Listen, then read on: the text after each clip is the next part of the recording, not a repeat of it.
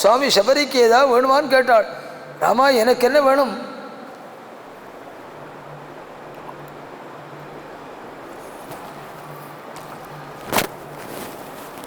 உங்கள் ஆச்சாரியனுடைய அனுகிரகம், நீ வரப்போறே சொல்லியிருந்தாள். உன்னை பார்த்துட்டு சரீரத்தை விட காத்துட்டு இருந்தேன் ராமா. உன்னை பார்த்துட்டு இது போரும் சொல்லி கட்டையில் கொண்டு வந்து அக்னியை மூட்டி அப்படியே அப்பளாம் பறிக்கிற மாதிரி நெருப்பில் இறங்கிட்டாளாம். எத்ரதே சுகிருதாத்வானா விஹரந்தி மஹர்ஷயா தத்புண்ணியம் சபரீஸ்தானம் ஜகாமாத்ம சமாதினா.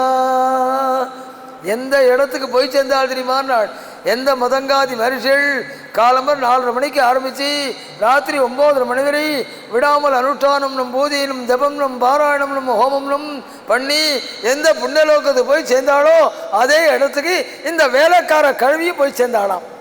நம்ம ஹிந்து மதத்தில் உள்ள தனித்தன்மை அதான். அனுஷ்டானம் பண்ணுறவாளுக்கு என்ன புண்ணியமோ அதே புண்ணியம் கூட இருந்து கைங்கரியம் பண்ணுறவாளுக்கும். கூப்பிட்ட குரலுக்கு ஏன்னு கேட்டு கைங்கரியம் பண்ணுறா பாருங்க, அவளும் அதே இடத்துக்கு தத்புண்ணியம் சபரிஸ்தானம் ஜகாம ஆத்மசமாதினா. அப்படி பகவான் கூட இருந்து சபரிக்கு அனுகிரகம் பண்ணி மோட்சத்துக்கு அனுப்பிச்சான்கிற சரித்திரத்தை குஷலவாள் ராமனுடைய சின்னையில் கானம் பண்ணதோடு இப்போ எடுத்துக்கிறோம். மேலே பட்டாபிஷேகம் சொல்ல வேண்டிய நாள் நெருங்கி வந்துட்டுருக்கு. அதனால் கதையை எவ்வளோ வேகமாக கொண்டு போகணுமோ கொண்டு போய் ஆகணும். நாளைக்கு அனுமத் சங்கமமும் வாலி வதமும் சுவாமி வாலி கேட்கிற கேள்விக்கெல்லாம் பதில் சொல்லி தார் பண்ணு தர்மம் அப்படின்னு ஸ்தாபிக்கிற சரித்திரங்கள்லாம் நாளைய தினம். நாளைக்கு சுந்தரகாண்டம் அங்குளிய பிரதான சரித்திரங்கள் மறுநாளைக்கு எடுத்துக்கலாம் நினைக்கிறோம்.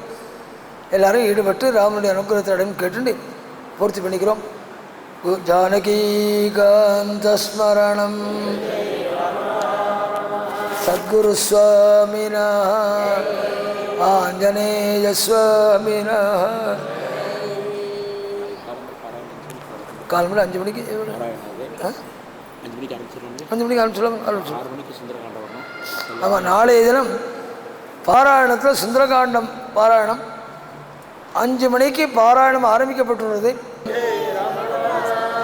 சத்குரு சுவாமினா ஆஞ்சநேய சுவாமினா.